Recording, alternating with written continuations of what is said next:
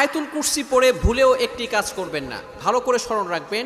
আয়াতুল কুরসি পড়ে আমরা যে ভুল কাজটা করে থাকি, আয়াতুল কুরসি হচ্ছে পবিত্র কোরআনুল কারীমের ভিতরে সর্বশ্রেষ্ঠ আয়াত হচ্ছে আয়াতুল কুরসি।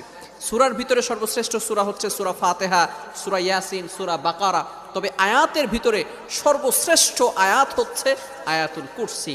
3 নম্বর পারার 1 নম্বর পৃষ্ঠা সূরা বাকারার 255 নম্বর আয়াত। এই আয়াতটি এতটা ফজিলতপূর্ণ আয়াত, আল্লাহু লা ইলাহা ইল্লাহু আল হাইয়ুল কাইয়্যুম। এই আয়াতের ভিতরে আল্লাহ তাআলার 2টি চমৎকার নাম আছে।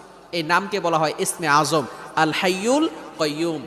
আল হাইয়ুল কাইয়্যুম যদি কারো দোয়া কবুল না হয়, আপনি যদি ইয়া হাইয়ু ইয়া কাইয়্যুম আল্লাহ তাআলার এই 2টি নাম চমৎকার ইসমে আজম 2টি নাম পড়ে 3 বার পড়ে যদি আপনি দোয়া করেন, আল্লাহ তাআলা আপনার দোয়া কবুল করে নেবেন।